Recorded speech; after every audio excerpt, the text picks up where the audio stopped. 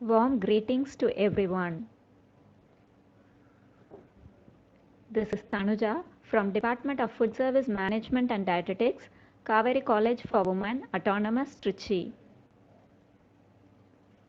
This e-content gives a brief introduction about diet therapy.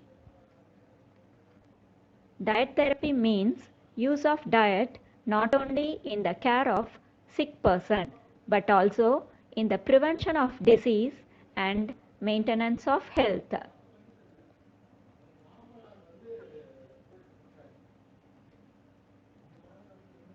Objectives of diet therapy are to maintain good nutritional status, to correct nutrient deficiencies, to afford rest to the whole body or to the specific organ affected by the disease, to adjust the food intake to the body's ability to metabolize the nutrients, to bring about changes in body weight whenever necessary. Factors to be considered while planning therapeutic diets: the underlying disease condition which requires a change in the diet, the possible duration of the disease, the factors in the diet which must be altered to overcome these conditions, the patient's tolerance for food by mouth. In planning meals for a patient, his economic status, his food preferences, his occupation, and time of meals should also be considered. Attributes of a therapeutic diet are adequacy, accuracy, economy, and palatability. Therapeutic diets can be modified in terms of quality and quantity. So it can be called as qualitative modification and quantitative modification. Qualitative modification includes restriction of a nutrient. Example, sodium to be restricted in hypertension. Supply of excess of nutrients. Example is protein and energy requirements are increased in tuberculosis condition. Quantitative modification includes change in consistency. Example is supply of clear liquid diet. Next one is rearrangement of meals. Example, increasing frequency of meals. Omission of food. Example, in allergic condition which demands complete exclusion of the allergic food. Next we will see about routine hospital diet. The types of routine hospital diet includes clear fluid diet, full fluid diet, and soft diet. The characteristics of clear liquid diet. Clear liquid diet is a temporary diet of clear liquids without residue and is non-stimulating, non-irritating, and non-gas forming. Small amounts of fluids, usually 30 to 60 ml, are served at frequent intervals to replace fluid and electrolytes and also to relieve thirst. Being composed mainly of water, carbohydrates, and some electrolytes, a clear fluid diet can normally provide only 400 to 500 kilocalories, 5 gram of protein, little amount of fat, and 100 to 120 gram of carbohydrates. It is nutritionally inadequate and therefore used for a very short period of time.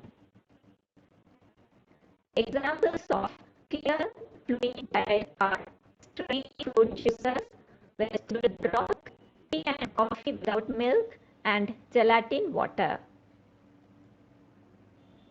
Clear liquid diet is recommended for the conditions such as pre-operative conditions, prior to colonoscopic examination, post-operative conditions, acute illness and infections, as the first step in oral alimentation of a nutritionally debilitated person, temporary food intolerance, to relieve thirst, to reduce colonic fecal matter.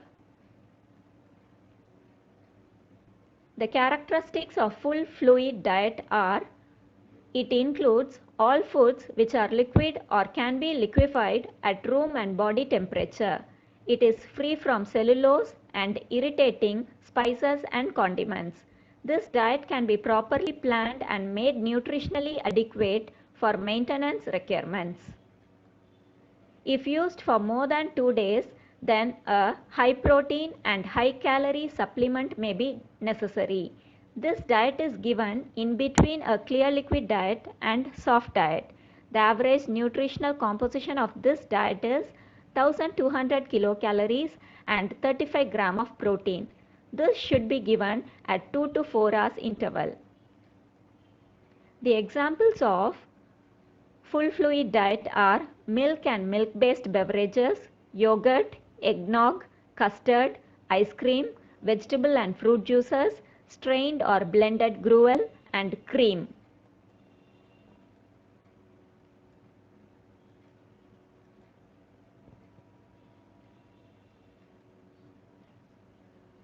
Full liquid diet is recommended most often for post-operative patients, acute gastritis and infections following oral surgery or plastic surgery of face or neck area, in presence of chewing and swallowing dysfunction, patients with esophageal or stomach disorder who cannot tolerate solid foods owing to anatomical irregularity.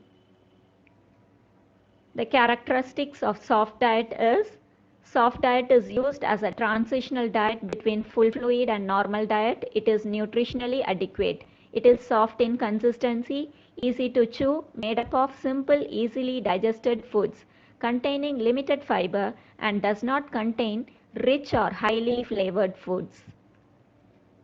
The average soft diet supplies around 1800 kilocalories and 50 gram of protein. It can be given as 3 meals a day with or without in-between meal feedings.